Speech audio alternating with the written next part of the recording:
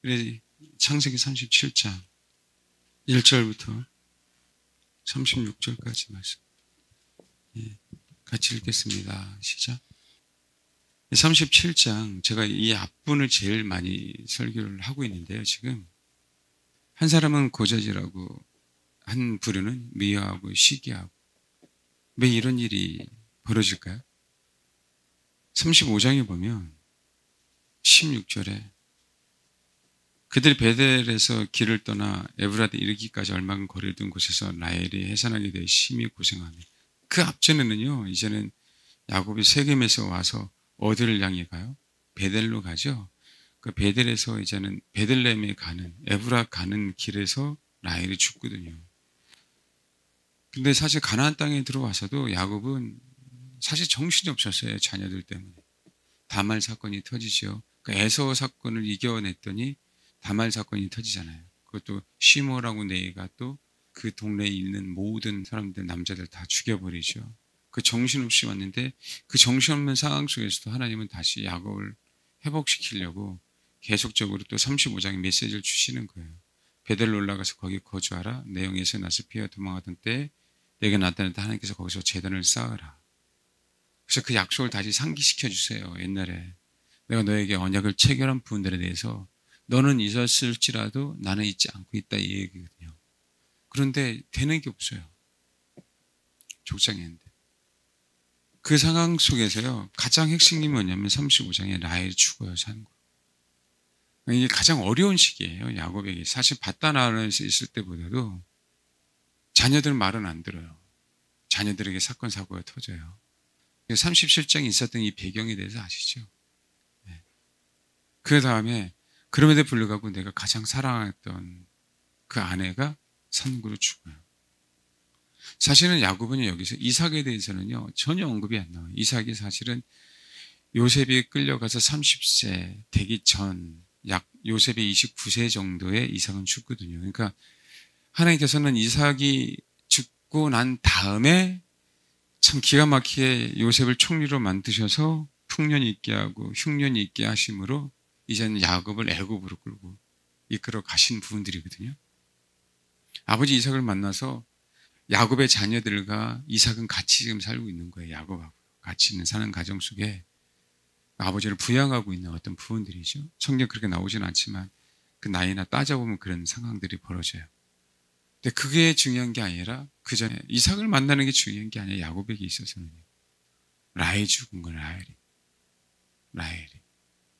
그러니까 그 상황 속에 얼마나 힘들었었겠어요. 그렇죠? 그러니까 가정이 유독 라헬이 죽고 나니까 누구에게 더 집착하게 되는 거예요? 요셉에게 더 집착하게 되는 거죠. 그런 상황의 분위기입니다. 그러면 여러분 생각해 보십시오. 지금 현재 위대한 하나님의 사람이 위기에 맞고 있는 상황이에요. 그렇지 않습니까? 위기에 맞고 있는 상황이에요. 요셉에 대해 충분히 다름을 받고 총리가 되고 애굽에 내려갈 때쯤의 성경은요. 야곱에게 나타나요. 지금 나타나지 않고. 하나님이 고통을 모르시는 게 아니에요. 아버지의 때 정확하게 그때 나타나요. 요셉 때문에 기운이 소생이 되죠. 그러고 난 다음에 브엘세바에 이르렀어요. 브엘세바에 이르렀을 때 그때 말씀하시죠. 애굽이 내려온 걸 두려워하지 말아라. 아브라함의 약속을 상기시키시는 거예요. 하나님의 큰 뜻 안에 있었다는 걸 얘기하고 싶으신 거죠. 하나님은.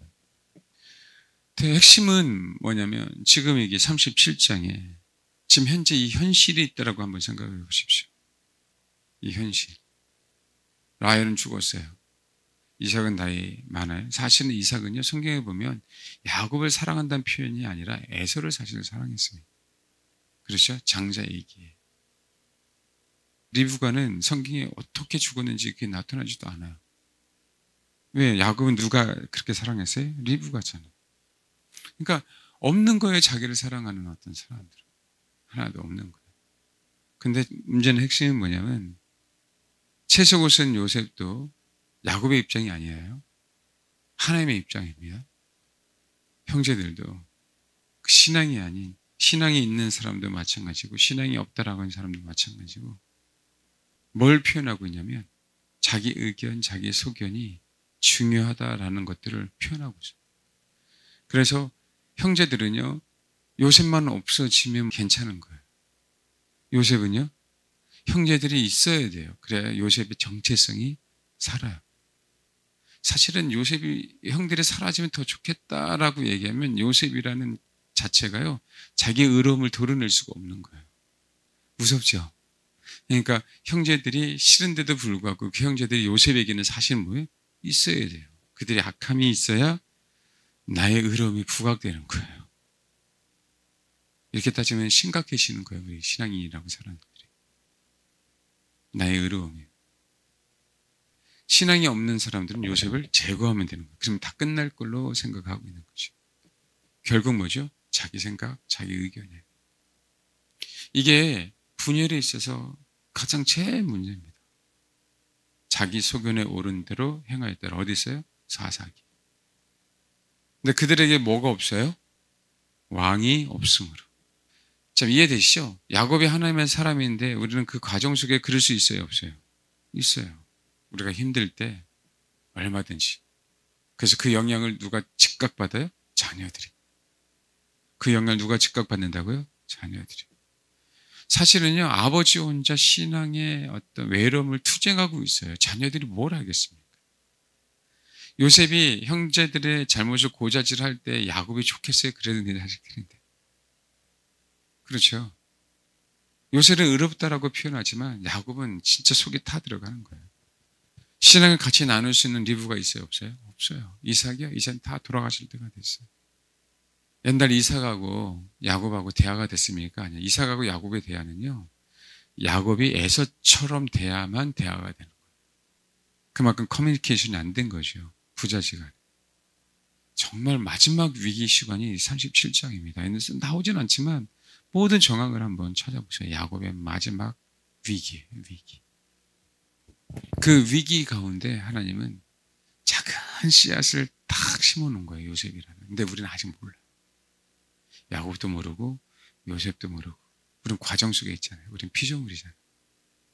근데 하나님은 가장 그 위기의 순간에 씨앗 하나를 톡 떨어뜨렸는데 그것을요, 요셉이 싹 흡수를 했어요. 좋은 땅에 대서 일단. 그러면서 이제 바라가 될 때까지만 기다리는 거예요. 그 누구 닮았죠? 야곱 닮았어요, 요셉이. 그 가능성 하나 때문에 요셉이 이제 총리가 되는 그 가정 속에 있습니다.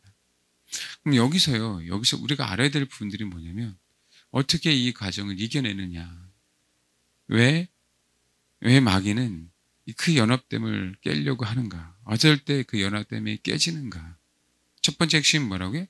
자기 소견에 옳은 대로. 뭔지 알겠죠? 그다음에 두 번째는 그 사사기에 정확히 나와. 사사기는요, 사실 우리 중심의 모습이라고 생각하시면 됩니다. 죄를 져요. 그러니까 하나님이 환경을 힘들게 해요. 그랬더니 못 견디니까 회개해요. 평화가 와요. 평화가 오니까 다시 또 죄를 져요. 이게 계속적으로 반복되는 거예요. 이걸 요셉의 사이클이라고 얘기하면 안 됩니다.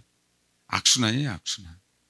인간의 어떤 본성적인 부분들을 적나라하게 드러나는데 그걸 갖다가 자기 소견에 옳은 대로 행하였어요. 근데 왜요? 앞에 누가 없어서? 왕이 없으므로. 그 얘기는 자기가 왕이 됐기 때문에 이런 현상들이 나타난다라고 얘기합니다. 요셉은 나름 선한 왕이고요. 형제들은 나름 악한 왕이고 싶은 거예요. 주도권을 그렇게 쥐고 싶은 거예요. 그 주도권 때문에 사실은 분열이 일어납니다. 근데 그게요, 내가 뭔가를 가졌다라고 생각할 때 나타나는 그 현상들이에요. 사사기 11장 보면 입다에 대한 얘기가 나와요. 제가 오늘 입다 얘기를 곁들여서 11장, 12장 초반까지를 제가 이렇게 말씀을 드릴 텐데, 우리가 먼저 입다에 대해서 알아야 될 어떤 부분들은, 입다는 힘으로 에브라임의 그 말도 안 되는 그 요구사항을 무력으로 무찌러 버려요. 그런데 에브라임이 약 4만 2천 명이 죽는 어떤 그 부분들이 핵심이 아니라 왜 4만 2천 명이 죽었는가에 대한 핵심이에요. 이 얘기는 뭐냐면, 너무 죄송한데 4만 2천 명이 죽어야 하나가 됐다는 얘기예요. 이게 우리가 앞으로 가지고 갈 교훈이에요. 4만 2천 명이 죽어야 드디어 입다가 사사했을 때 평화 시대가 유지되는 거예요. 암몬 자손이 위협해서 암몬 자손을 무찔러서 평화 시대가 유지되는 게 아니라 에브라임이 죽음으로 말미암아 평화 시대가 유지됐다는 게 초점입니다. 아니 적은요 누구예요? 암몬이에요. 암몬을 분명하게 물리쳤어요. 근데 암몬 때문에 평화롭지 않아요. 오히려 또 분열만 일어났어요. 에브라임 대 길리앗. 드디어 에브라임 지파의 4만 2천 명이 죽으니까 입다가 6년 동안 사사를 온전하게 그 직무를 감당해요. 평화 시대를, 태평 시대를. 결국 사세시는 전반적으로 다 내부 분열에 대한 얘기를 합니다. 그러니까 오죽했으면 그냥 열투막 내갖고 보내겠어요. 여호수아 시대가 끝나고요. 사사 시대예요. 사사 시대. 가나안 땅 들어온 지 얼마 되지도 않았어요. 이렇게. 그 약속의 땅에. 약속의 땅에 들어왔는데 온통 분열이에요. 마귀새끼가 하는 짓이. 근데 이스라엘의 요구는요. 이렇게 우리가 오합지졸이 된 거는요. 우리에게 왕이 없어서 그래요 라고 인간적인 왕을 또 요구해요. 사울왕이 돼서 하나가 됐습니까? 아니. 이스라엘 백성들 사이에는 하나가 된 것처럼 보이는데 이스라엘 백성과 하나님 사이에는 하나가 다 안 됐어요. 우리가 여기가 하나가 안 됐을 때는 그럼에도 주님 도와주세요 이랬거든요. 그래서 어쨌든 여기가 하나가 안 돼도 각자 하나님을 막 부르짖었어요. 하나님 앞에.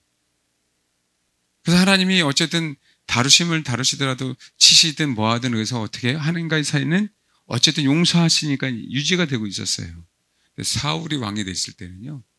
백성들은 왕이 있어서 하나 된 것처럼 보이는데 사울 왕이 하나님 찾지 않으니까 그 백성들과 하나님 사이는 하나가 될 수가 없었어요. 누가 왕을 원했다고요? 백성들이.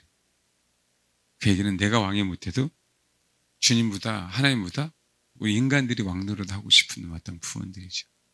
허용하신 거예요. 허용. 깨달으라. 허용. 그런 일이 벌어지면 우리 인생 가운데 정말 비극이 됩니다. 비로소 하나님과 마음이 합한 사람인 다윗 시대에 하나님과도 뭐 회복이 되고요. 백성과도 하나가 되는 그 일들이 비로소 벌어져요. 왜냐하면 다윗이 헤브론에서 왕이 되는 거, 유다의 왕이 되는 것뿐만 아니라 이스라엘의 왕이 되죠. 왕이 돼서 뭐예요?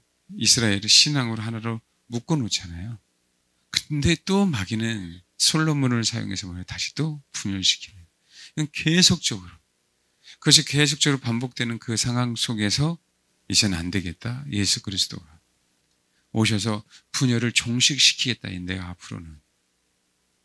그래서 어떻게 주를 믿는 사람들은 어느 특정한 나라가 아니라 전 세계에 흩어졌어도 하나가 되는 거죠. 그 네트워크가 연결되어서 그 하나됨을 지킬 수 있도록. 그럼 마지막 때는 저는 그래서 그 하나 되기를 원하는 사람들을 모은다라고. 그렇지 않고는 이겨낼 수가 없기 때문에 모으실 겁니다. 우리 교회뿐만 아니라 전국에. 근데 자기 소견에 오른 대로 누가 없다고요? 왕이 없었어요. 인간적인 왕이 아니 자기가 왕이 되고 싶어서 자기가 왕이기에 자기 소견에 오른 대로 행한 거예요. 이게 굉장히 무섭습니다. 그래서 사단이 왕이 되고 싶기에 하나님과 사이에서 떨어져 나온 거예요. 왜 분열을 일으키겠어요? 자기가 왕이 되려고. 그 전에 우리가 입다 사건을 좀 알아야 될 부분들이 뭐냐면 사실 입다 문제에 있어서 그 제일 핵심이 뭐냐면 자기 딸을 번제 제물을 드렸는가 드리지 않았는가. 저는 그 전까지도 번제 제물로 그냥 한글 성경에 보면은요 드렸다 하고 표현이 나오니까 한글 성경은 보면 들은지 알았는데 원어를 하나씩 찾아보고 봤더니 이게 아닐 수도 있겠다. 여전히 지금도 싸워요. 여전히. 입다 딸을 입다가 번제 제물로 드렸다? 아니다. 그러니까 처녀로 죽게 하나님 앞에 헌신하게 했다. 수요 얘기하는 성막에서 수정되는 여인이 되게 했다. 그것 때문에 여전히 싸웁니다. 입다는 사사잖아요. 과연 여태까지 일반적인 설교는요. 저도 그전에까지는 그렇게 설교를 했어요. 근데 성경에는 아주 명확하게 나오지 않지만 그러나 성경에 힌트는 있습니다.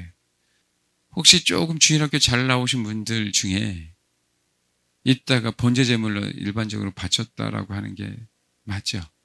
그래도 한번 손 들어봐봐요. 그렇죠. 아니 그냥 처녀 상태로 하나님 앞에 바쳐진 것. 하나님 앞에 바쳤다는 얘기는 성막에서 수정된 여인들이 된 거라고 들으신 분 한번 손 들어봐봐요. 들으셨어요? 그렇게? 그 얘기를 한번 지금 성경을 좀 알아야 되니까 이따 얘기를 잠깐 하고 오늘 에브라임 얘기를 좀 할게요. 보면 이제 사사기 12장을 한번 읽어봐야 되겠죠? 11장부터. 성경은요, 맞다 틀렸다 이런 부분이 아니라 하나님이 어떤 것을 비춰주실 때요, 최대한 지금 우리에게 주신 부분들을 알려고 하면 돼요. 그러니까 진리를 자꾸 추구해야 되는 거죠. 지금 제가 이 얘기한 게 오늘 제가 얘기한 게 맞다 틀렸다라고 얘기하는 게 아니라 진리를 추구하는 과정이 우린 신앙생활에서 가장 중요해요. 아멘? 내가 바뀌더라도 나는 진리를 추구하기에 바뀔 수 있어요? 없어요? 진리를 추구해야 바뀌어요. 진리를 추구하지 않으면 내 고집만, 내 소견만 지속적으로 갖고 있습니다. 그래서 변하려고 하지 않거든요. 여러분 아니에요. 진리를 추구할 때 그럼 변합니다. 그 관점으로 11장을 한번 천천히 한번 읽어보도록 할게요. 시작. 예, 사실은 그 배경 보면 야곱의 아들 요셉과 그 다음에 요셉의 형제들하고 별 차이가 없어요. 1절 길르앗 사람 입다는 큰 용사입니다. 용사. 큰 앞에가 이게 히브리어로 하일이라는 단어고요. 뒤에는 깃보르예요. 그러니까 이게 진짜 위대한 용사라고 얘기하는 거예요. 근데 기생이라고 표현했지만 매춘자, 그러니까 창녀예요, 창녀. 창녀가 길르앗에게서 나왔어요. 근데 2절 보니까 길르앗의 아내도 그의 아들을 낳았어요. 그의 아들들이 자라매라고 하죠. 이 잘한다는 얘기는 그냥 잘한다는 의미가 아니고요. 강해지기 시작했어요. 입다는 한 명이고요. 그의 아들들이 많아진 거예요. 큰 용사지만 그럼에도 불구하고 이제 쫓겨가야 돼요. 지금 예시 요셉하고 동일하게 비슷하죠. 입다를 쫓아내며야 할 때 이게 추방됐다는 얘기예요. 그 얘기를 너는 다른 여인의 자식이다. 사실 똑같죠, 뭐. 요새도. 우리 아버지의 집에서 기업을 잊지 못하라. 상속이 안 된다는 거예요. 근데 그래서 그 입다가 그 형제들을 피했다는 의미인데, 그러니까 엄문으로 따지면 도망하다가 더욱더 맞아요. 그 압력에 못 이겨서 이제 도망했는데, 근데 그 도망간 땅이 도비예요. 도비라는 얘기는 토부라는, 하나님의 선한, 좋은, 번영, 복지, 이게 토부거든요.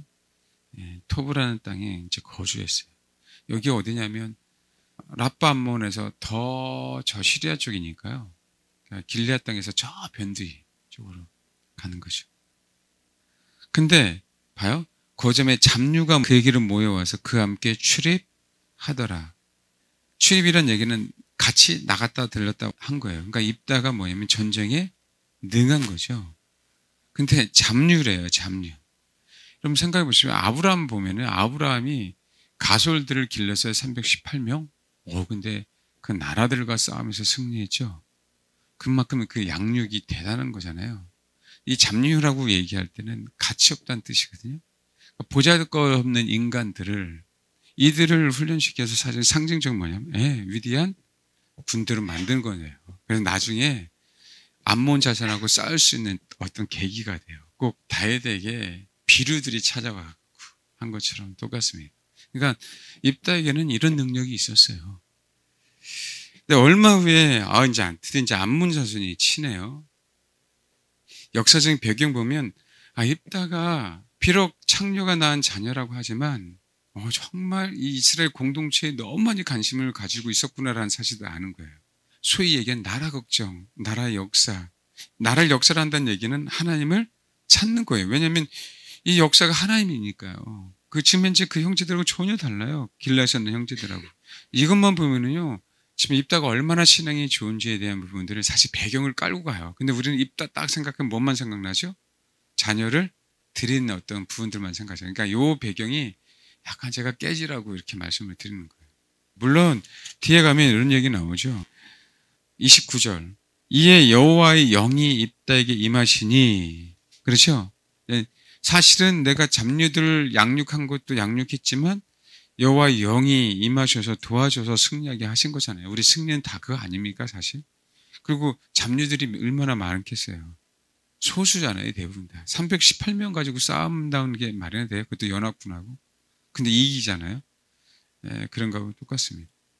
근데 이 길앗 장로들이요, 그 암몬 자손을 못 이기니까 우리의 장관이 되라. 내용은 여기는 중요하지 않으니까 쭉 읽을게요. 너희들 나를 미워했잖아. 장로들에게도 얘기하는 거예요. 실제로요. 봐봐요. 입다는요, 이 배경을 보면 암몬 자손 쳐들어오므로 입다가 얼마나 신앙이 있는지에 대한 부분들이 드러났는데, 그렇죠. 이것들을 장로들은 전혀 몰랐어요. 입다가 힘만 센 것만이 아니라 하나님에 대한 신앙을 갖고 있는지에 대한 부분들을 몰랐던 부분들이에요. 그래서 쫓아낸 거죠. 사실 정실 자녀들이 원하는데, 그렇잖아요. 장로들은 어떻게 반대하겠어요? 그럼 똑같습니다. 여기 보면 그래서 9절, 만일 입다가 그러는 거예요. 여호와께서 그들 내게 넘겨주시면 내가 과연 너희 머리가 되겠느냐라고 이런 표현이죠. 이 표현이 어떤 표현이 더 맞다고요? 되겠느냐라고 의문문보다 나는 머리가 될 것이다라는 표현이 더 맞아요. 의지의 의지. 그래서 11절 봐봐요.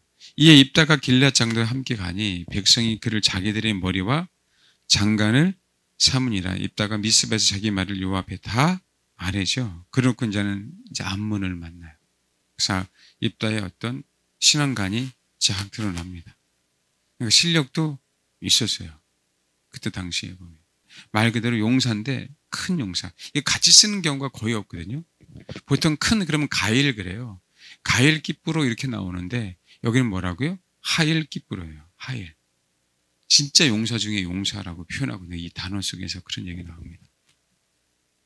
그러면서 이제 핵심이 여기겠죠. 30절. 그가 여호와께 서원하여 이르되 주께서 과연 암몬 자손을 내 손에 넘겨주시면, 서원했습니다. 내가 암몬 자손에게서 평안이 들어올 때 누구든지 내 집에서 나와서 나를 영접하는 그는 여호와께 돌릴 것이니 내가 그를 번제물로 드리겠나이다. 이제 이게 이제 한국말 때문에 그래요. 근데 원어에는요, 사실 두 가지 의미가 다 있긴 해요. 킹제임스 버전도 약간 다르게 해석을 했어요. 근데 킹제임스 버전이 다 많다라고 얘기하는 게 아니라 그거와 언어가 더 가깝다라고 얘기하는 거예요. 누구든지라고 얘기할 때 사실은 원어에는 누구든지라는 표현이 아니라 무엇이든이라는 표현이 더 맞아요. 누구든지 그러면 사람을 지칭하잖아요. 무엇이든은 사람만이 아닌 부분들, 동물도 될 수 있는 거잖아요. 내 집 문에서 나와서 나를 영접하는 그는 그랬는데, 이 그는이라는 원문보다 이게 뭐냐면 그는 사람이잖아요. 것은이라고 하는 표현이 더 맞습니다. 근데 거의 옛날에는요, 전쟁할 때 어떻게 돼요? 전쟁할 때 태어난 남자들은 다 나가서 싸웠어요. 그럼 전쟁에서 승리하고 오면 누가? 여자들이 나와서 환영하거든요. 번제 제물로 드리지 않았다라고 하는 사람들의 얘기는 과연 그걸 입다고도 다 아는데 혹시 사람일 수 있으면 어떡하냐, 그 생각을 못했을까? 그러니까 별 추측을 이제 다 하고 있는 거예요. 근데 저는 성경에 있는 얘기, 치에 대한 우리가 성경에 대한 얘기를 해야 되니까요. 성경들 이렇게 가보도록 할게요. 돌릴 것이니라고 하잖아요. 그는 나를 영접하는 것, 그는 여호와께 뭐라고요? 돌릴 것이니 그러잖아요. 확실히 주의 것이 되겠다는 거예요. 그러니까 번제 제물이라는 표현보다. 근데 내가 그를 번제 헌물로 드리겠다 하니라 라고. 그 번제 헌물은 이게 맞아요. 번제 헌물로 드리겠다는 건 맞아요. 근데 이 입다가 암몬 자손에 이르러 그들과 싸우더니 여호와께서 그들을 그의 손에 넘겨주셨어요. 그러면서 이제 진짜 우리가 알아요. 무남 동료예요. 무남 동료에다가 이제 딱 영접하죠. 이제 핵심들이 여기죠. 딸도 신앙이 되게 좋아요. 그러니까 이게 여기 35절을 보면 이게 뭐냐면 봐요.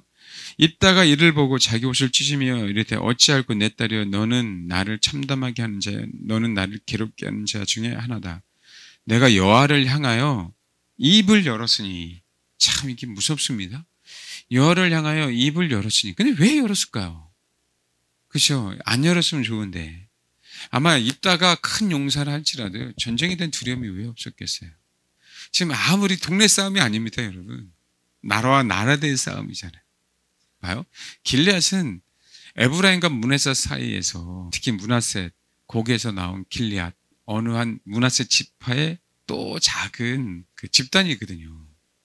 그러니까 암몬하고는 근본적으로 달라요. 감당하기가 쉽지 않아서 에브라임에게 요청하는데 에브라임이 말을 안 들어주거든요. 에브라임은 강성한 지파입니다. 근데 그 에브라임 강성한 지파를 길리앗 작은 지파가 아닌 뭐라고 해요? 종족이잖아요. 에브라임 물리치는 거 보세요. 42,000. 근데 여기 이제 보세요. 37절. 또 그의 아버지에게 이르되 이 일만 내게 허락하사 나를 2달만 버려 두소서.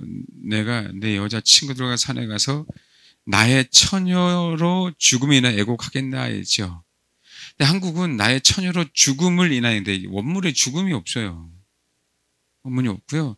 이 처녀가 버진이에요. 말 그대로 처녀성이에요. 처녀성으로 인하여 애곡하겠나이다. 그러니까 일단 없어요. 죽음이란 단어가. 원문에는. 그래서 영어로는 버진인데 이게 우리 얘기한 그 전에 알마, 베툴라 그 얘기 들어보셨죠? 이게 베툴라예요. 처녀입니다. 그러니까 소위 얘기는 동정녀예요. 38절. 그가 이르되 가라 하고 2달을 기한하고 그를 보내니 그가 그 여자 친구들 가서 그 산 위에서 처녀로 죽음이 없어요. 여기도. 처녀성, 처녀 대물이 인하여 애곡하고 2달 만에 그의 아버지에게 돌아온지라. 그가 자기가 서운한 대로 딸에게 행했죠. 근데 그 밑에 보면 또 뭐라고 나오냐면 딸이 남자를 알지 못하더라 또 이렇게 나와요. 이 얘기는 또 뭐예요? 또 처녀성을 또 강조하는 거예요. 본제 제물이 강조된 게 아니라 처녀성이 또 강조된 거잖아요. 그러니까 이 부분 우리가 전통적으로 초대기 이후에는 번제 제물을 드렸을 것이다. 그러니까 그때 초창기에는 점점 지나면서 원어를 더 알고 그러다 보면서 다시 바뀌었는데 일반적으로 전통적인 교회에서는 그냥 제물을 드렸다 입다가 이들이 이제 근거 주장하는 딸이 번제로 드렸다라고 하는 근거가 31절이에요. 내가 안문차선 편에 들어올 때 뭐 누구든지든 무엇이니까 다 상관없고 그를 번제 헌물로 드리겠다는 게 얘기하지 않았느냐. 그러니까 어떻게 해요? 번제 헌물로 드렸다. 그리고 영접 나왔잖아요, 딸이요. 얼마나 만약에 안 죽잖아. 근데 그거에 비해서는 매우 참담했다. 지금 그 입다의 어떤 표현이. 그렇죠? 몇 절이 나와요? 이게 35절에 이렇게 나오죠. 그다음에 또 어느 사람 이거는 약간 좀 빗나간 것 같은데 입다가 이방 민족하고 가까이 살았잖아요. 그렇죠? 그러니까 이방의 어떤 문물들을 받아들였을 것이다라고 얘기하는 풍습에 익숙할 거라고 하는데 이거는 조금 학대해서 그런 것 같아요. 근데 또 한 가지 성경엔 아하스도 그렇고요. 이 아하스하고 므낫세 부분들에 대해서 분명히 제가 볼 텐데 아하스도 그렇고 분명히 자녀를 불러 태워주겠단 말이에요. 므낫세도. 성경에 나오죠. 그 이후에 입다 이후에. 그 이유라고 하지만 자녀를 제물로 드리는 어떤 역사적인 배경도 있다.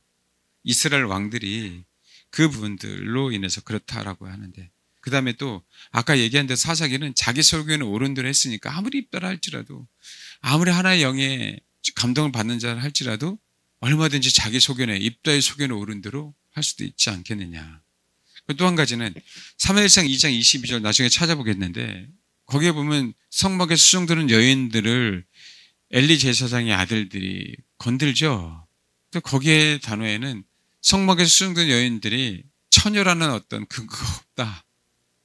사실 거기서는 안 나와요. 처녀라는 얘기는 안 나와요. 그러니까 어떻게 하나님 앞에 제물로 드렸을 것이다 라고 하는데 아마 제가 이제 원어를 보면서 여러분들에게 설명하면 제 얘기가 더욱더 맞을 거예요. 네.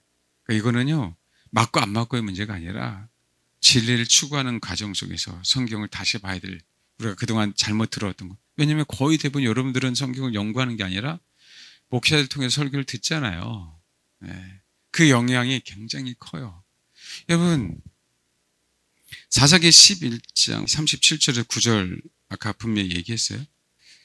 여기 보면 죽음으로 죽었다는 단어가 있었다 그랬어요? 없었다 그랬어요? 없었어요. 그리고 처녀성을 강조했어요. 그렇죠?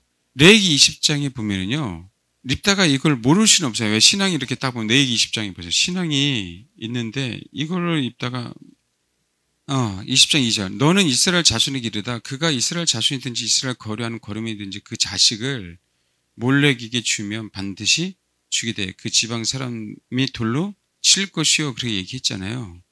얘네들은 다 인신제사를 드렸단 말이에요. 그의 자식을 몰래에게 주어서 내 성소를 더럽히고 내 성호를 욕되게 하였다. 그러니까 백성 중에서 끊게 했다 그랬잖아요. 그러면 입다가 사사의 어떤 역할들을 감당 안 돼야 되거든요. 근데 여기 한번 봐봐요. 11장 40절에 보면 이스라엘의 딸들의 해마다 가서 길리앗 사람 입다의 딸을 위해 낳을씩 애곡하더라라고 표현이 나오죠. 이 애곡하라는 단어가요, 꼭 애곡으로만 쓰여지지 않았어요. 기념하더라, 찬송하더라 이렇게 쓰여져 있어요. 원어에는. 그러면 이진 제사를 드리는데 어떻게 애곡, 기념하다는 단어를 쓸 수 있을까? 그건 아니다. 기념하다는 의미다. 그 다음에 이것이 39절. 이것이 이스라엘 자손의 간습이 됐다 그렇죠? 관습이. 그렇죠? 이건 규례거든요. 근데 여러분 생각해 보십시오. 번제물로 드렸는데 어떻게 이게 관습이 되고 규례가 되죠?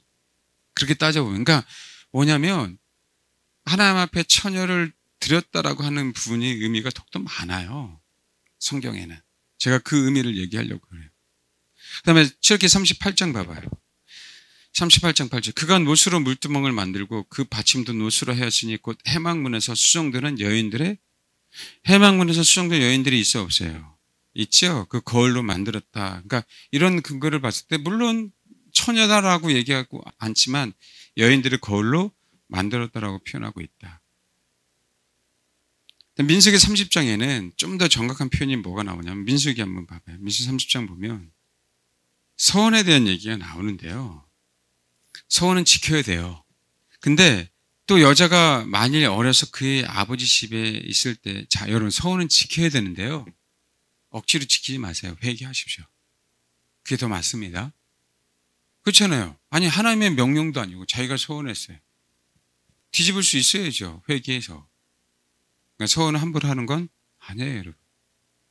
아시겠죠? 네. 근데 그건 있죠. 한나 같은 케이스는 다른 케이스가 뭐냐면요. 한나가 얼마나 많은 다름을 받았습니까? 그 얘기는 그 다름을 받음으로 말미암아 그 자녀를 하나님 앞에 드리도록 하나님이 그 과정을 그렇게 펼쳐주시는 분들이 있어요. 그 개념하고 그냥 내가 서운해서 내 자식, 딸이든 아들이든 드리겠습니다 이거 그냥 함부로 그렇게 하시는 거 아니에요. 네. 주님도요. 너 뱃속에서 태어났지만 다름을 받은 그 라시리를 받고 싶은 거죠. 그러니까 삭도도 되지 말고 포도와 독주도 먹지 말아야 되고, 이해되십니까? 그 상황들이 벌어지는 거예요. 주님이 받으셔야 되니까. 3절 봐봐요. 30절. 또 여자가 만일 어려서 그의 아버지 집에 있을 때 여호와께 서원한 일이나 스스로 결심하려고 한 일이 있다 하자.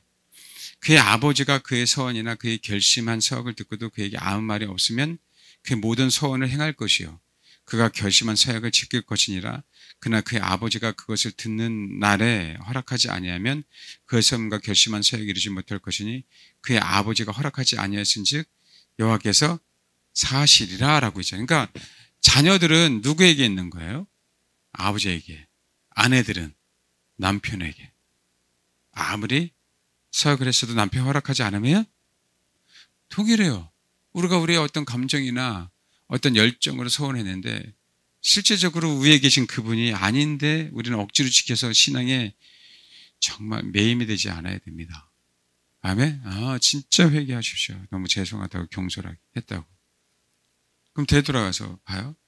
또 한 가지 우리가 히브리서 11장에 보면 어떻게 나와요? 입다를 뭐로 나와요? 믿음의 사람들을 표현하고 있잖아요. 여러분 안 찾아봐도 히브리서 11장 알잖아요. 그렇죠? 믿음장이죠? 그 믿음장에 입다를 믿음의 사람으로 표현하고 있잖아요. 만약에 그렇게 제사를 자녀를 드렸는데 믿음의 사람으로 표현한다? 이건 좀 아니지 않습니까? 그렇죠? 아무리. 여러분 근데 롯은요 라고 해요. 롯은 사실은 자기가 만든 건 아니에요. 네. 참 그 롯 얘기할 때는 진짜 하나님의 어떤 긍휼하심을 생각납니다. 우리 역대하 28장 먼저 볼게요. 역대 28장. 유다왕 아하스. 참. 2절.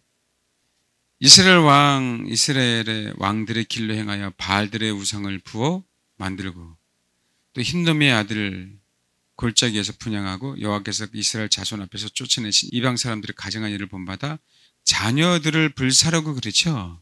자녀라고 나왔잖아요. 이 자녀가 벤이에요. 벤. 아들.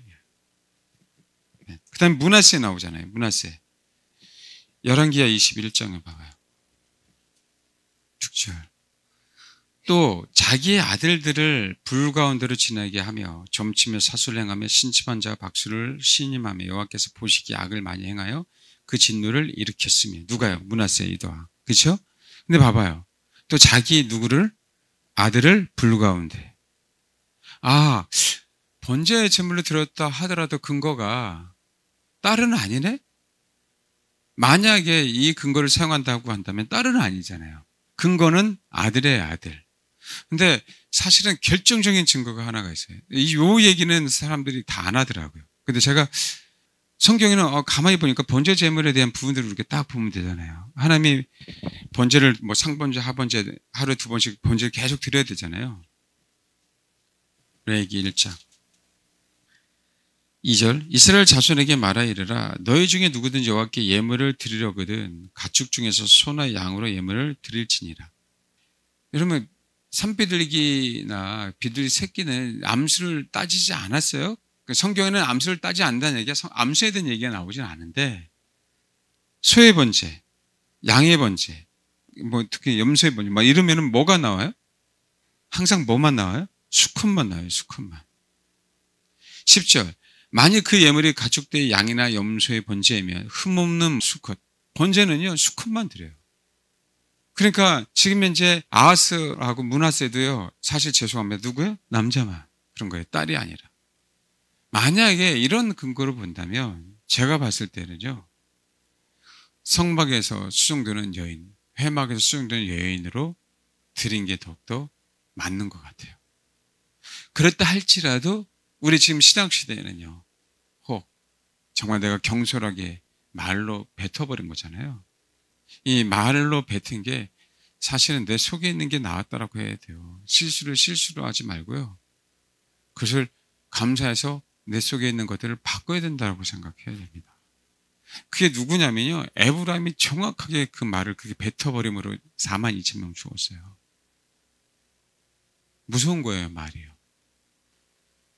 지금 이따도 마찬가지예요. 그렇죠? 만약에 우리가 그런 일이 있어. 내가 뭐가 되면은 뭐 내가 제사를 바칠게 그러는데 우리 그런 거 있잖아요.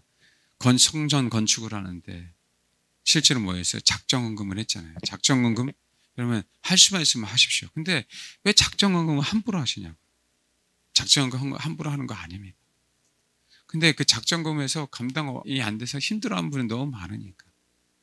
그런 분들에게 보통 상담하면 그런 얘기하세요. 회개하세요. 그럼 되죠 뭘. 아버지가 그렇게 힘든데 우리가 작정하면서 콧물 눈물 다 쏟아져 그걸 받으시길 원하실까요? 때로 원망하고 불평하면서. 근데 많은 목회자들이 그걸 하라고 하는데 그건 잘못됐어요. 하나님은 그거보다 우리의 영혼이 자유함을 더욱더 허락하시거든요. 그런 경우는 정말 철저히 회개하시면 됩니다. 내가 뱉어버린 거잖아요. 자해든 타해든 뱉어버린 부분들은요 우리의 책임입니다. 어느 누구도 그걸 가지고요 합리화시키면 안 돼요. 정말입니다. 그래서 성경은 말에 대한 얘기. 배를 움직이는 키예요. 키. 말이. 그 큰 배를. 그 키가 조그만 키가 움직이잖아요. 그렇게 무서운 부분들입니다. 그래서 제가 말씀드리잖아요. 성령이 충만하면 말수가 적어진다니까요. 제가 몇몇 분들이 그렇게 권면하잖아요. 말수가 많이 적어집니다. 왜냐하면 내 생명을 보호해야 된다는 부분들에 대해서 딱 순간 압니다. 그러니까 건설적인 얘기하지 않은 이상 쓸데없는 수다를 떨지 않는다는 얘기예요. 그래야 됩니다. 그래서 여러분 입다에 대한 어떤 그 상황들을 딱 보면 여러분들이 판단하셔요. 저는 말씀해 드렸어요. 알겠죠? 정말 진리를 추구하시길 바랍니다. 제 문제는 이제 12장의 문제예요. 이겼어요. 입다가. 에브람 사람들이 모여 북쪽으로 가서 입다에게 이르되 내가 암몬 자손과 싸우려고 건너갈 때 어찌하여 우리를 불러 너와 함께 가기를 함께하게 하지 아니하느냐? 우리가 반드시 너와 내 집을 불사르겠대요. 화가 너무 많이 났어요. 화가. 갑자기. 근데 얘네들이 전적이 또 있어요. 8장에 봐봐요. 8장에. 그래서 임자를 잘못 만났어요. 여러분. 8장에 누구 만났어요? 기드온을 만났잖아요. 기드온이 말로 천냥빛을 감았습니다. 8장 1절. 에브라임 사람들 기드온에게 이르되 내가 미디안과 싸우러 갈 때 우리를 부르지 아니하시니 우리를 이같이 대접하면 어찌 됨이냐. 그와 크게 다퉜어요 실제로.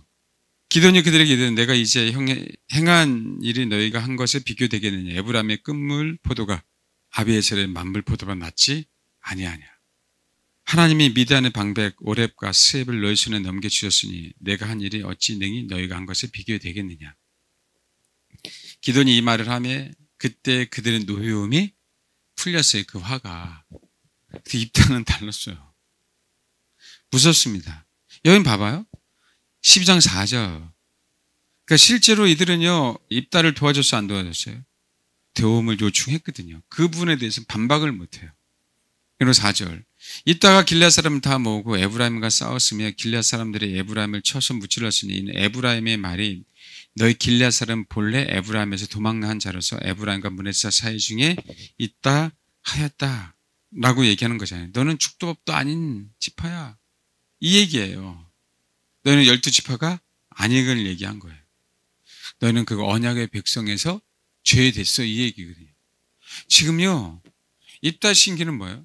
나는 내 아버지는 길앗인데 그 분깃을 못 누려요. 입다는 그 아픔과 상처가. 그런데 이제는 입다 한 사람이 아니라 길앗이라는 자기 종족이잖아요. 그 종족을 에브라임이 건드려 버린 거예요. 민수기 26장에 보면. 그럼에도 불구하고 도망자라고 얘기한 거예요. 근데 봐봐요. 에브라임이요. 그런데 어떻게 돼요? 죽을 때. 먼저요. 길앗이 강밑길을 차지합니다. 요단강을 걷는 거예요. 6절. 그에게 이르기를 십볼렛이라 발음하라 하고 에브라임 사람들 그렇게 바로 말하지 못하고 십볼렛이라 발음하면 길앗 사람이 그를 잡아서 요단강 나루턱에서 죽였더라. 그때 에브라임 사람이 죽은 자가 4만 2천 명이나 죽었어요. 뭐 때문에 죽었어요? 말 때문에 죽었습니다. 말 못해서. 말 잘했잖아요. 반드시 내가 너를 불로 살릴 거야. 그렇죠? 이 인간들아 니네는 도망자잖아. 그랬는데 뭐라고요? 십볼렛을 못해서요. 4만 2천 명이 죽었어요. 4만 2천 명. 근데 에브라임 지파는 뭐예요? 여러분 이스라엘 12지파 중에서 유다 지파 그 다음에 에브라임 지파예요. 여러분. 에브라임의 아버지가 누구예요? 제가 그 얘기 하고 싶었어요. 에브라임의 아버지가 누구예요? 요셉.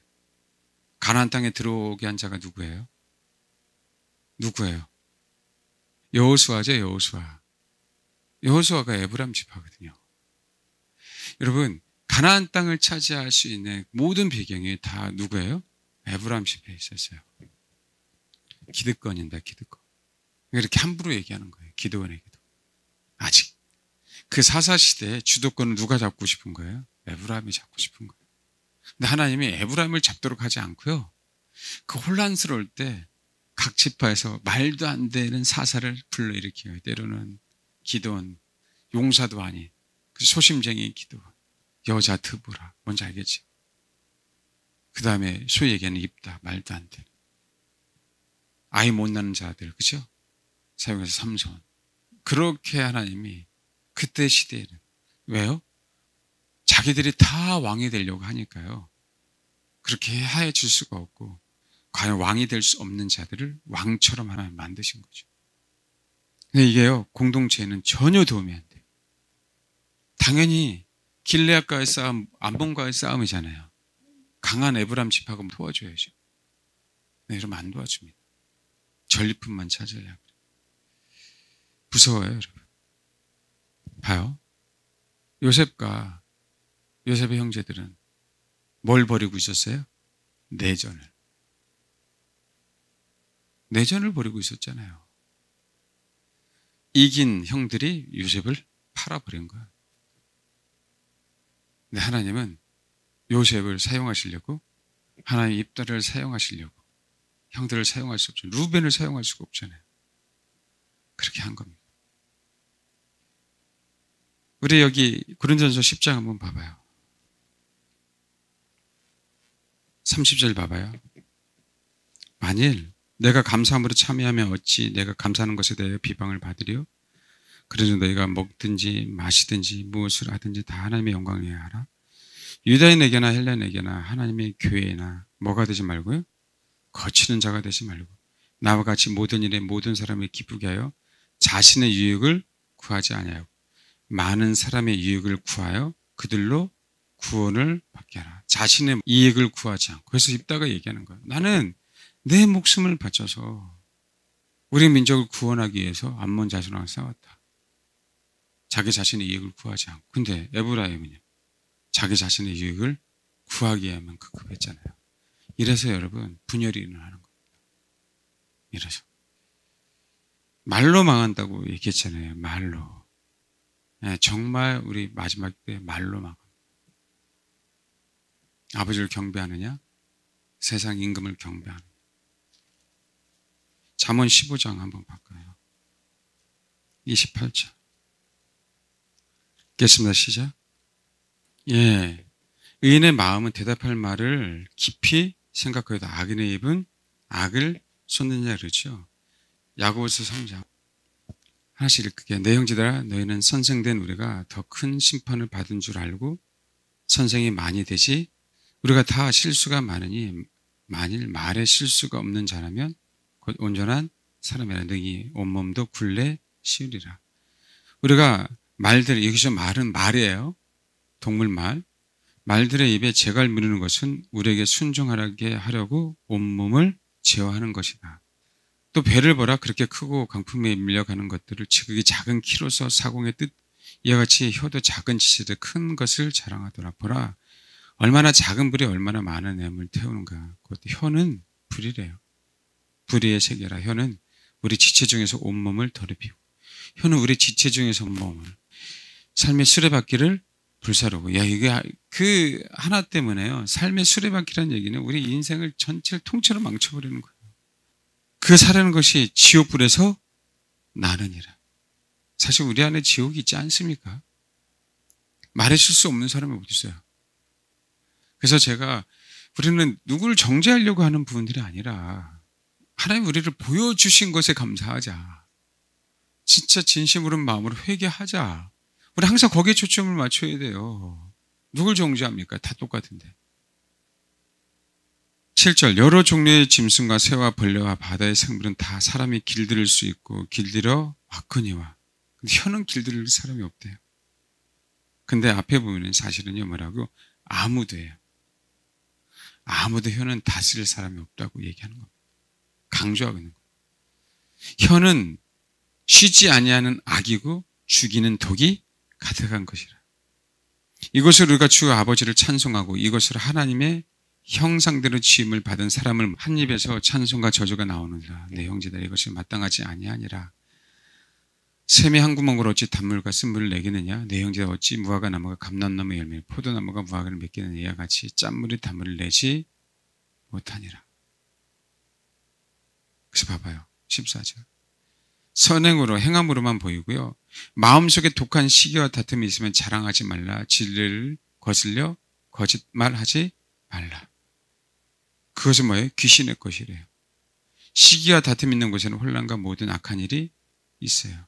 그러면서 유명한 말하는 거. 오직 위로부터 난 지혜는 첫째 성결, 다음 화평, 관용, 양순, 국률, 선한 열매 가득하 평강 거짓이 없나니. 화평하게 자는 화평으로 쉬며 의의 열매를 거두니라. 그러니까 열매가 없이 말만 그러면 안 된다는 거죠. 지금 여러분 정확하게 왜 분열이 일어났어요? 여러분 봐봐요.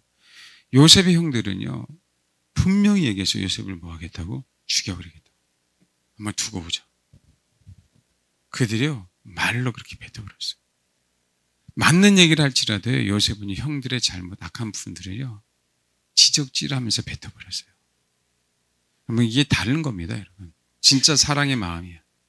근데요, 어쨌든 형들도 요셉도요, 동일하게 그 뱉은 말 때문에 다루심을 받습니다. 에브라임이요, 말 한마디 잘못해서요, 42,000명 종족이 다 죽었어요. 42,000명이 죽었으면 에브라임 지파는요, 완전 끝났습니다, 여러분. 창세기 37장에 요셉과 야곱의 아들들을 한번 보십시오. 그 가정에 왜 분열이 일어났는지. 말로요, 서로 자기가 잘난 거예요. 왕이 흔들리고 있어서. 누구지, 왕이? 야곱이잖아요. 요셉도 형제들도 자기 속에는 어른들. 살고 있는 이때 하나님이 씨앗을 하나 던져놨어요. 근데 그 씨앗이 정말 감사하게 누구에게 들어갔어요? 옥토인 요셉이. 저 여러분이 힘드십니까, 여러분? 그때 주님은요, 여러분 정말 바른 자세를 갖고 계세요. 씨앗을 던져놓습니다. 깨지라고. 그래서 열매를 맺게 하겠다. 아멘. 우리가 에브라임 같이 되면 안 되잖아요. 뭘 풀어야 내가 강하다고. 공동체를 생각한다면 길르앗아, 입다야 너무 수고했다라고 얘기해야 될 거 아니에요. 그렇지 않아요? 그 의식이 전혀 없었어요. 야곱의 아들들은요, 서로 위해주고 사랑하지 않았다고. 참 신기한 게 보면요, 요셉을 만나고 나서 애굽에서 가나안 땅에 갈 때 요셉이 형제들에게 얘기해요. 길거리에서 다투지 말라. 성경 그 표현을 타고 있어요. 그 표현은 뭘까요? 요셉이 봤을 때 그 형제들은 요셉을 죽이기 위해서는 하나가 됐지만 다른 모든 면에서는 하나가 될 수 없었음을 얘기하고 있어요. 그래서 가면서 책임 소재 누군가를 찾지 말라라고 얘기한 거예요. 무서운 얘기죠. 그들은요, 영원토록 요셉을 만나는 동안에도 그전에도 자기들의 속에는 옳은 거는 연합하고요, 그렇지 않은 건 분리했어요. 서로 말 그대로 사랑 안에서 하나 되려고 하는 부분들이 아니, 이권과 개입될 때는 연합하고요, 그렇지 않을 때에는 다 각자였습니다. 우리가 인식해야 돼, 이 부분에 대해서. 오늘 다시 한번요, 입다와 그 사건을 통해서 어쨌든요, 그 상황 속에서 그렇게 너에게 힘들 건 사실이지만 우리가 알아야 될 부분들은 무엇이에요? 입다도 길르앗의 아들이잖아요. 그런데 현실적으로는 그렇게 받아들이지 않더라라는 부분들. 왜요? 내가 정실 어머니 밑에서 태어난 자녀라고 생각하는 거지. 동일해요, 여러분. 그렇지 않으면 이 자세가 있는 한 연합은 결코 될 수 없습니다. 학연, 지연, 혈연, 또 영적인 부분에 대해서, 또 성격이 비슷한 부분, 취미가 같은 부분에 대해서 하나가 된다? 다 무너집니다. 그래서 피로만 하나가 돼야 돼요. 거기는요, 각자 저와 여러분 하나 한 사람이 희생하는 법을 배워야 하나가 됩니다. 그것 때문에 하나님이 우리를 다루시는 거예요. 그렇지 않고요, 나는 에브라임이야 라고 얘기할 때 분명히 그 말에 그 생각이 하나님의 책임을 물을 겁니다. 하나님은요, 입다를 통해서 에브라임을 불렀어요. 근데 뭐라고 얘기한 거와 똑같은지 아세요? 왜 우리 지파에서 사사가 나와야지 길르앗에서 사사가 나왔냐라는 얘기예요. 그랑 똑같은 얘기입니다. 우리 지파가 더 강한데, 쟤보다 내가 더 나은 것 같은데 왜 하나님은 나를 안 사용하고 쟤를 사용하냐 이거죠. 그게 열받는 거예요. 나는 목사인데 감히 집사 권사가 뭐라고 열받는 거죠. 나는 장로인데 감히 성도가 와서 나한테 권면한다, 열받는 거죠. 근데요, 거기에 스스로 간 게 아니라 위임 권위가 시켜서 간 것들에 대해서는 생각을 안 하는 거예요. 평신도를 할지라도 담임으로 허락하신 하나님이 저를 통해서 그들을 도와주라고 한 부분들에 대해서 저는 생각을 안 하는 거예요. 이게 무서워요, 여러분. 윗권위에 대한 부분들이. 그 근거가 어디에서 왔느냐는 근거가, 입다가 사사가 된 근거가 에브라임 너희들을 안 쓰고 싶어서가 아니라 썼잖아, 그동안 계속. 근데 이 시대에는 누굴 써야 되는 거예요? 길르앗을요. 이스라엘 공동체를 위해서. 근데 에브라임은 계속 써야 되는 거야. 얘네들 보기에는. 왜? 지금 현재 부강하거든요. 똑똑하거든요. 영적인 자산도 아직까지 많거든요. 내가 기도 많이 했거든. 기름 부음을 받았거든. 안 되죠. 이거 무너져야 됩니다. 많아요, 의외로. 하나님이 그걸 허락하셨다면 전혀 상관이 없어요. 혹 꼬맹이를 통해서 하나님의 마음을 주셔서 꼬맹이가 여러분을 기도해 주라고 한다 하더라도 거기에 뭐 해야 돼요? 아멘 하십시오. 그래야 하나님이 저와 여러분을 사용하는 거예요. 그 자세가 없으면 결코 사용할 수가 없습니다. 아닙니다. 우리 자세가 바뀌어야 돼요. 아멘. 죄송해요. 목사 할아버지가 오셔도 바뀌어야 돼요. 우리가 준비 안 됐다면. 하나님이 저와 여러분을 다루신다고 할 때에는요, 정말 더 겸손하게 아버지 선처를 기다려야 됩니다. 이렇게 자세가 안 돼 있는 분들이 많아요. 분명히 부족한 영혼들, 다름을 받은 영혼들, 연약한 영혼들을 하나님은 사용하실 겁니다. 머리를 꼿꼿이 세우지 마시고요. 아버지 나를 불쌍히 여겨달라고 기도하십시오. 그래야 하나됨을 온전하게 지켜가고요. 그 하나됨으로 말미암아 우리는 기필코 뭐예요? 승리합니다. 아멘. 시편 133편 3번님이 저번에도 얘기했죠. 그 전에 제가 한번 얘기했죠. 보겠습니다. 133편 읽겠습니다. 시작. 한마디로 축약하면 뭐죠? 형제가 연합하고 동거하는 것은 영생이다. 알겠습니까? 혼자라고요? 형제가 연합하여 동거하는 것이 뭐라고요? 영생이다. 그만큼 지체 한 사람이 살아남는 게 아니고요. 그래서 교회 얘기할 때는 그렇게 지체를 얘기하는 거예요. 선교단체에서 지체의식을 얘기하는 게 아니라 교회는 지체들의 연합체예요. 거기 어찌 누가 잘난 게 어디 있어요. 우리는 한 덩어리가 되기 위해서 존재한 존재인데 제가 목사라도 제가 부각되면 안 되는 겁니다. 저도 지체인 것뿐이에요. 네. 정말 지체로서 우리가 그리스도의 장성 분량에 충만한 데까지 하나님 나를 다뤄주셔서 연합할 수 있게 하옵소서. 하나님 어떻게 그 영혼들이 인도하시나 보십시오. 아버지가 인도하십니다. 아멘. 기도하겠습니다.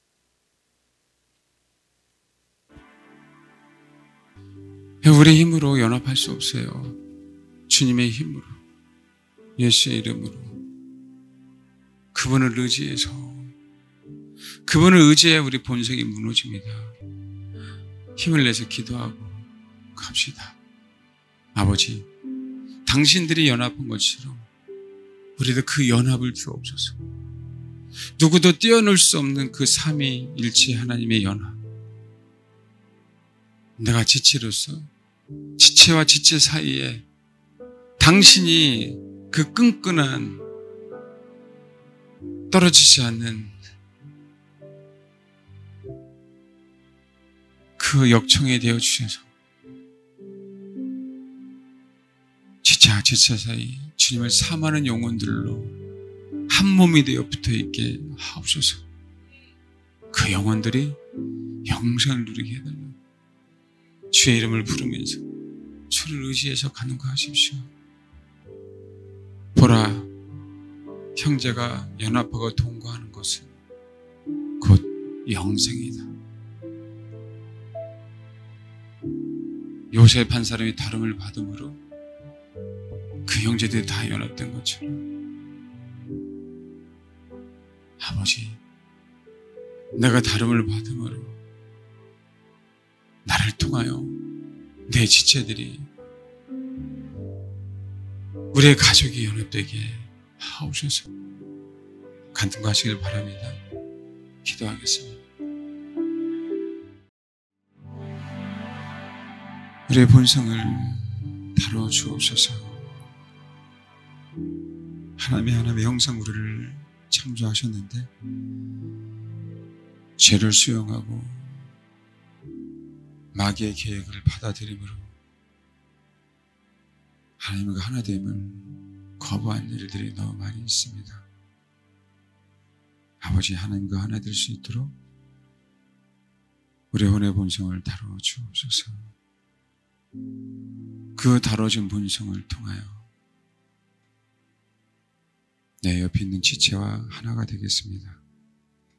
한 덩어리가 되어서 주님의 신부로서 한 뜻을 가지고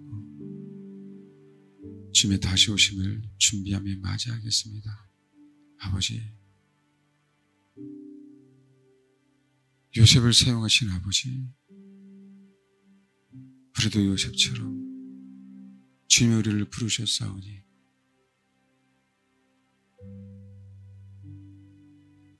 요셉의 꿈과 비전이 아닌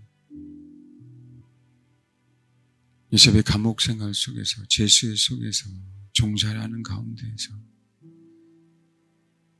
낙담 낙심할 때 때론 쓰러져 있었겠지만 그럼에도 불구하고 하나님을 의지함으로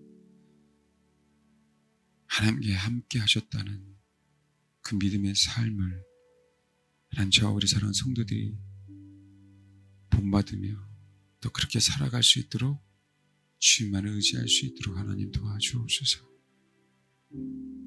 우리의 잘남이 사라지고 우리의 본성 안에 주님만이 드러나게 해주시고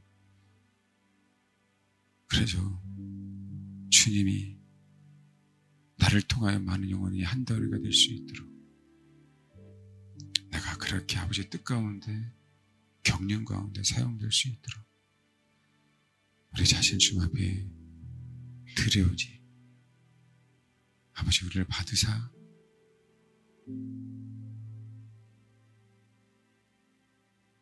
우리가 주님의 선물이 되는 그 놀라운 은혜 가운데 이 마지막 때를 살아갈 수 있도록 주님 역사해 주옵소서. 내가 주님의 선물이고 내 옆에 있는 주님을 사모하는 영혼도 선물인 것처럼 어떻게든지 한 덩어리가 되어 주님 앞에 위대한 선물을 드리는 그런 신부들 다 될 수 있도록 주님 축복해 주옵소서.